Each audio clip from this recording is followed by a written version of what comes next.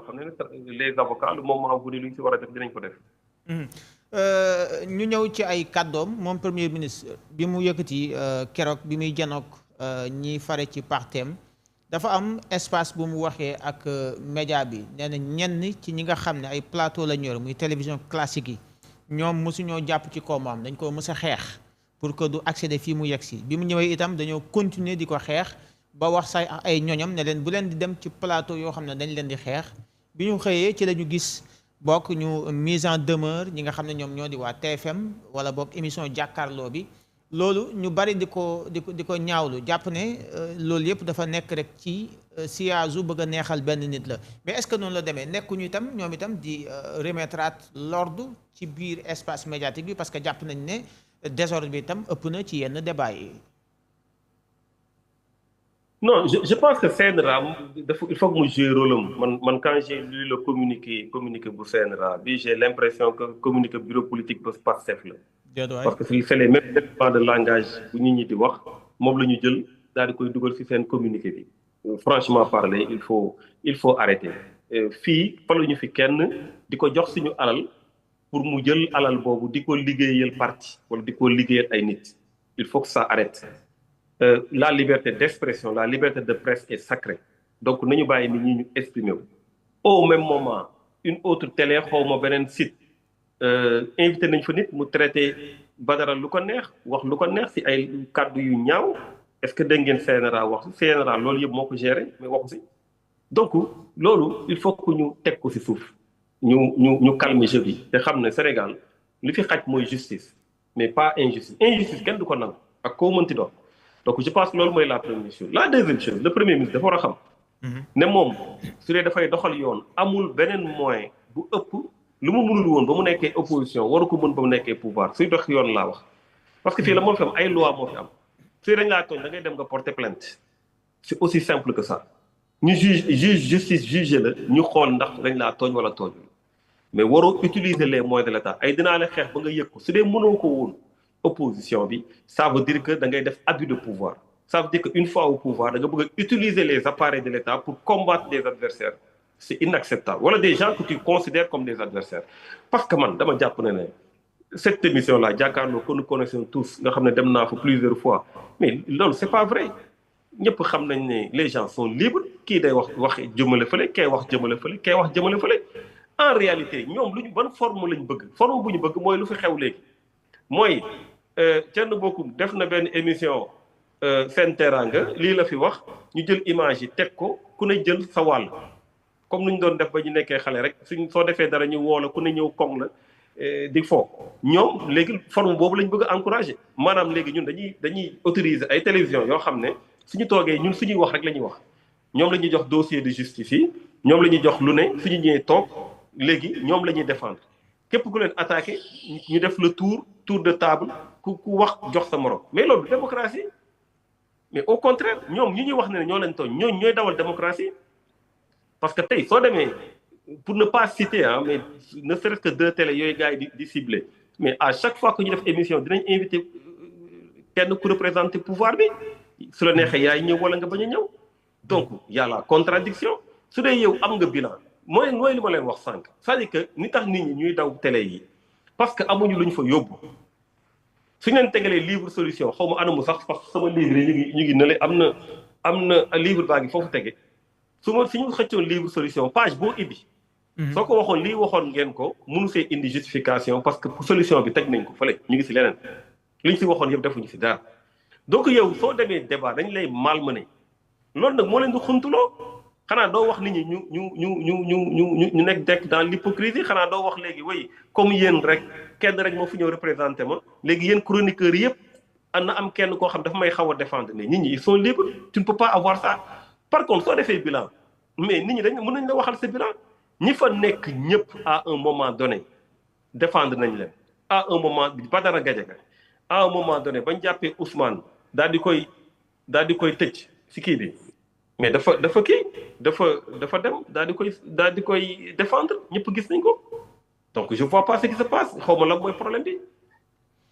d'accord mais jàppoon itam niveau débat bi jamono ji ci réew mi monsieur Bocoum xawuta suufe trop parce que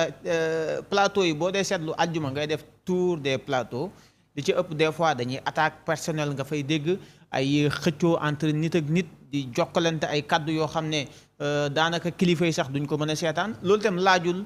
ñu xoolaat ko ci espace médiatique bi xoolaat façon débat bi ñuy teg bi même opposition bi indi seen i idée pouvoir tamit indi ay idéem bu ko defee askan bi mën a xool kan la ñu gën a miin ay idéem wala kan la ñu wóolu ci ay idéem bu ëllëgee ñu mën ko joxaat reconduire ko ne ko gérer wala ñu jox ñeneen ne leen gérer leen. non loolu moom dama si d'accord débat yi dañ ko war a gën a kii ñun opposition bi chaque fois ñu ngi jéem a relever débat bi tey rek maa ngi bind benn article jëmale ko si notation yu Sénégal yu ñu wàcce chaque fois dañuy bind loo xamante ne dañuy bëgg a yëkkati débat bi mais ñooy animer l'actualité mais ñuy animer l'actualité waxu lan lañ lay wax ay waxu woo naa diw jëluma feete naa kii ne naa ko nii la arrêté ay seen waxu bopp la ñuy wax loolu mooy actualité malheureusement ñi jiite réew mi au lieu que ñu indi niveau boo xamante ne ku ne day mën a ñëw wax fii ñu xam ne Sénégal mu ngi avance en terme d'idée mais seen waxu bopp lañ fi wax seen waxu conflit bopp la ñuy wax da ngay wax pendant 1 heure de temps duñ fa jëlee loo xamante ne xam-xam la dinaa def rek dinañ def bientôt lii dinañ def bientôt lee mais leneen li yëpp ay xaste la ñii ay fumier lañ ñii ay résidus lañ mais loolu moom la ñu di indi di ko yóbbu ci plateau yi c'est ça la vérité c'est-à-dire que il faut que ñuy wax affaire yi fan la jógee xam nga au début ba ñuy soog a ñun di génn dañ doon génn après nga di waa non il faut yóbbu ko ci xam-xam ma ne leen attendez ñun amuñu matière on a même pas de la matière ñun on a un premier ministre bu génn dem grand théâtre attaqué presse bi ne leen lu ma la ngeen bindoon bindaat leen ko xool attaqué opposition bi ne gars yi dinañ xam ak man et cetera bàkku fa à chaque sortie tu parles de détail mais ban matière moo fi am y a pas de matière par contre ñun fu ñu leen di xaar mooy tey ñu wax ñu fan lañ toll ci plan de redressement bi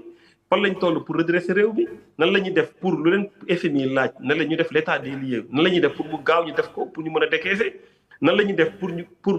hôpitaux yi nga xam ne ñii ñu ngi manque ay scanner et tout ça nan la ñuy def pour loolu ñu saafaral ko école bi ñu saafara ko et cetera foofu la leen di xaar mu am ay débat mais ils ne sont pas dans ça si lan la ñu nekk gars yi dañ ñoo bañ on va effacer lii dina fi jeex voilà c'est aussi simple c'est-à-dire il faut que ñu wax yi mais ñun on est preneur pour ça on a envie d'aller dans des débats de fond qu'on parle d'économie qu'on parle de budget qu'on parle de développement durable qu'on parle de même de new deal technologique et cetera yooyu débat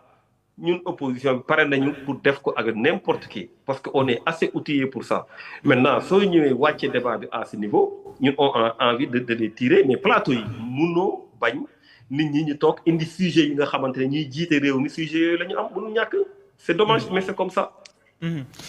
lii entre parenthèse la mooy keroog dañu gis aljuma bi passé ñu def affiche ñëpp partagé ko ñu gis ne yow lañ doon invité ci plateau jàkkaarloo bi bokk nga ci invité yi ñu dem ba dernière minute ñu gis ne annulé nañ ko mais après ñu jàpp ne émission bi ci boppam la ñu annulé ñu gis fa Cheikh Yérim Seck ak ñeneen ñu kii gars yi bari jàpp ne y a problème lan mooy problème bi foofu wala amul benn jafe-jafe. Non, amul benn problème au contraire je les félicite parce que à un moment donné il y a ce qui s'est passé peut-être ils n'ont pas voulu def ko benn invitation politique benn moment ils ont voulu génn ci loolu pour mën a wax li jëm ci mbir mi et tout ça et je pense que c'était bien parce que man période boobu noonu c'est sûr que sama dem foofu aspect politique bi ak aspect taxawaay bi et tout ça peut-être mën na nuru leneen et cetera man je pense que le format bu ñu def c'est encore mieux